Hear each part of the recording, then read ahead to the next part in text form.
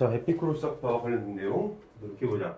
오늘 이제 가져온 배경 지식 이제 열람 시간 6번째인데 에피쿠로스 학파에 대해서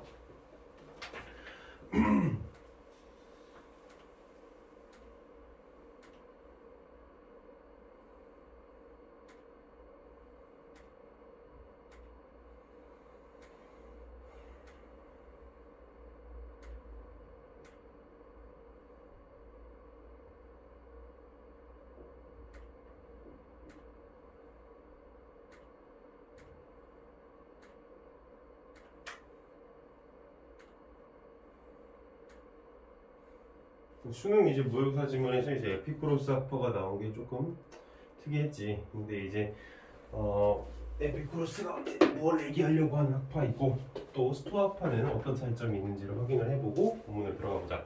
먼저 이제 에피쿠로스 같은 경우에는 이제 고대 그리스의 철학자 에피쿠로스 이제 학파라 불린 학파의 창시자이고, 에피쿠로스에게 철학의 목적은 행복하고 평온한 삶을 얻는 데 있었다. 이제 그가 말하는 행복하고 평온한 삶은 평정, 이제 아타락시아라고 하는 거지. 평화, 공포로부터의 자유, 그리고 무통의 특징이 있다.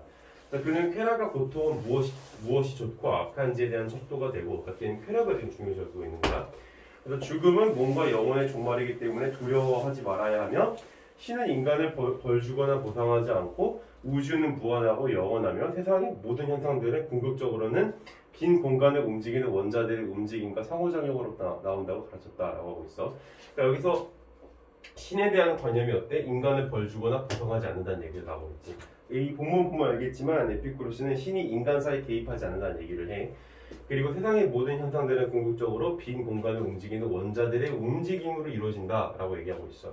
그래서 이 원자, 입자와 관련된 얘기로서 이 사람이 인간의 자율성을 주장하고자 했던 거지. 즉 인간의 자율성에 대한 근거가 되고 있는 거야, 이게. 그래서 그는 자연학에 있어서는 원자론적 유물론을, 윤리학에 있어서는 쾌락주의를 주장하며 쾌락주의 철학이 시조가 되었다. 그래서 그의 쾌락은 방탕자의 환락이 아니라 모든 정신적, 육체적 고통으로부터의 해방이었다. 특히 순간적이고 육체적인 쾌락을 중시했던 퀴르네 학파와 달리 지속적이고 정적인 쾌락을 추구하였다. 그래서 아타락시아란 바로 마음이 동요되지 않고 평안한 상태를 가리킨다. 그의 이런 사상은 널리 퍼져서 종교처럼 되고 큰 영향을 끼쳤다라는 거.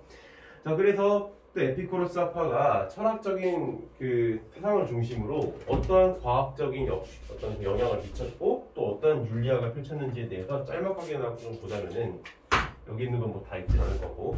자, 에피쿠로스는 직접적인 관찰과 이론적인 추론으로 시험된 것을 제외하면 아무것도 믿어서는 안 된다는 그의 강력한 주장으로 인해 과학과 과학적 방법의 발전에서 중요한 인물이 된다. 뭐라고? 얘가 중요시 여긴 거는 직접적인 관찰, 이론적인 추론을 중요시 여긴다라고 얘기를 해.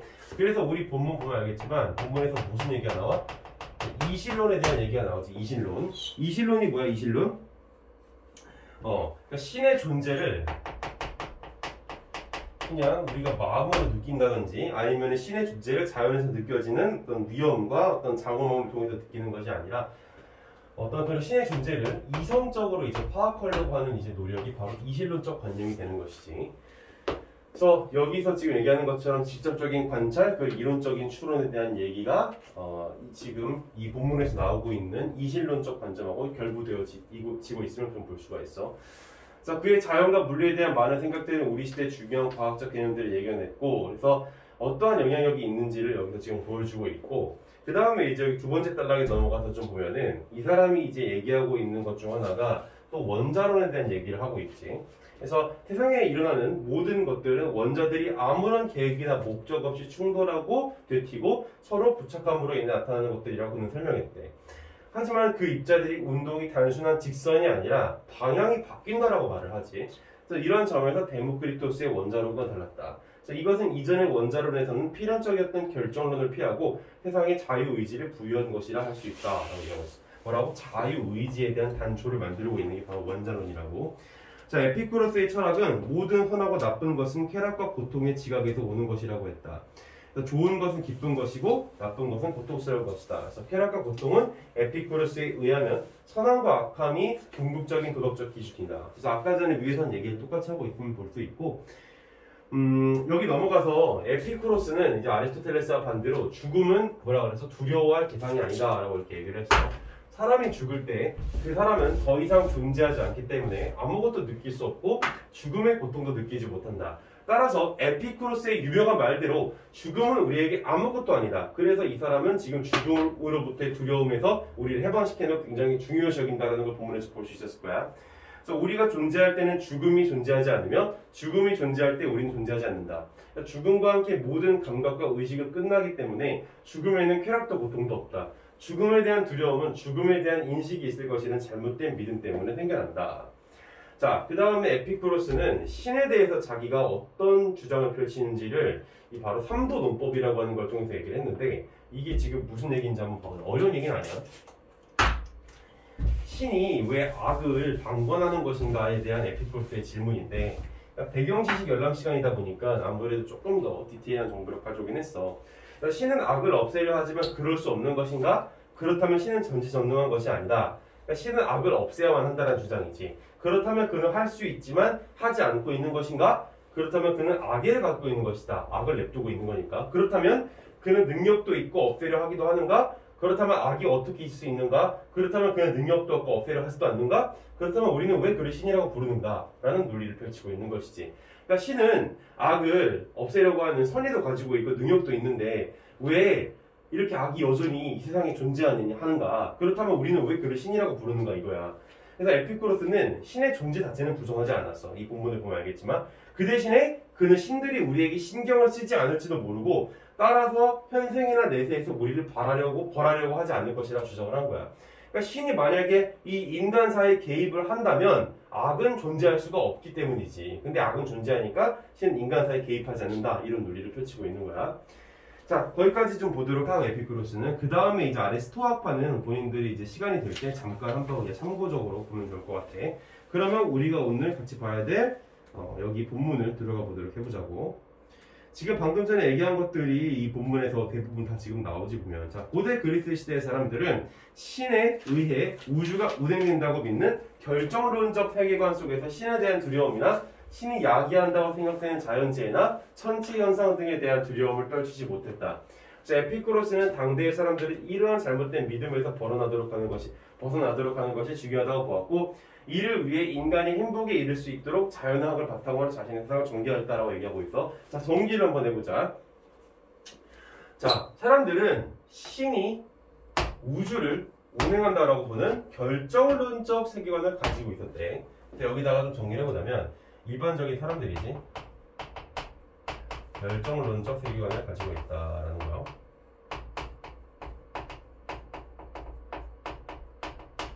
근데 결정론적 세계관이 뭐라고? 바로 신이 우주를 관장한다 이런 얘기인 거지. 근데 에피쿠로스는 이러한 잘못된 믿음, 이거를 지금 뭐라고 본 거야? 에피쿠로스 같은 경우에는 잘못된 믿음이라고 봤던 거지. 그럼 도대체 왜 이러한 믿음이 잘못된 믿음이었는지를 근거적으로 뒷받침해 줄 수 있는 얘기를 해야 돼. 그걸 위해서 뭐야? 자신의 세상을 자연학을 바탕으로 전개를 했다라는 것이지. 이를 위해서 잘못된 믿음이라는 걸 피력하기 위해서 자연학을 펼친 거야. 자, 계속 읽어보자. 자, 에피쿠로스는 신의 존재를 인정하나 신의 존재 방식이 인간이 생각하는 것과 다르다고 보고 신은 우주들 사이의 중간 세계에 살며 인간사에 개입하지 않는다는 이실론적 관점을 주장한다 라고 지금 보고 있어. 자, 아까 우리 본문의 그 배경 지식에서도 봤었지만 에피쿠로스가 신을 부정하거나 그런 사람은 아니야. 신이 존재한다고 봤어. 하지만 뭐가 다르다는 거야? 신의 존재 방식이 다르다는 거야. 자, 뭐라고? 기존의 사람들은 신이 우주를 관장한다고 봤지만 이 에피쿠로스 같은 경우에는 이 신의 존재 방식이 우리 인간이 생각하는 것과 다르다고 봤다고. 그래서 신이 곧 우주를 이렇게 개입하지 않는다고 본 거야.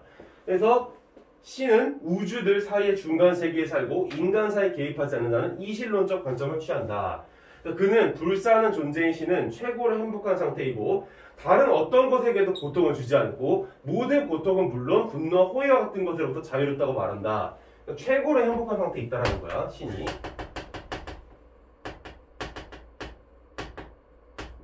따라서 에피쿠로스는 인간의 세계가 신에 의해 결정되지 않으며 인간의 행복도 자율적 존재인 인간 자신에 의해 완성된다고 보았다라고 하고 있어. 뭐라고? 신에 의해서 결정되지 않는다고. 아까는 결정론적 세계관이었는데 에피쿠로스는 이걸 정면으로 반박하고 있지. 신은 인간 사이에 개입하지 않기 때문에 이 결정되지 않아. 인간 그리고 뭐에 의해서 이제 좌지우지되는가? 바로 인간 자신에 의해서 자신의 삶을 좌지우지할 수 있다 이런 얘기를 하고 있는 거지. 자, 계속 읽어보자고. 자, 한편 에피쿠로스는 인간의 영혼도 육체와 마찬가지로 미세한 입자로 구성된다고 본대. 그래서 영혼은 육체와 함께 생겨나고 육체와 상호작용하면 육체가 상처를 입으면 영혼도 고통을 받는다라고 얘기하고 있어. 자, 듣고 있니 여기들? 자, 지금 보면은 영혼은 육체와 함께 생겨나고 육체와 상호작용하면 육체가 상처를 입으면 영혼도 고통을 받는다라고 얘기하고 있다고. 그러니까 육체하고 영혼의 불가분성에 대해서 지금 얘기를 하고 있지. 더 나아가 육체가 소멸하면 영혼도 함께 소멸되어 인간은 사후에 자신의 심판을 받지 않으므로 살아있는 동안 인간은 사후에 심판이 있다고 생각하여 두려워할 필요가 없게 된다.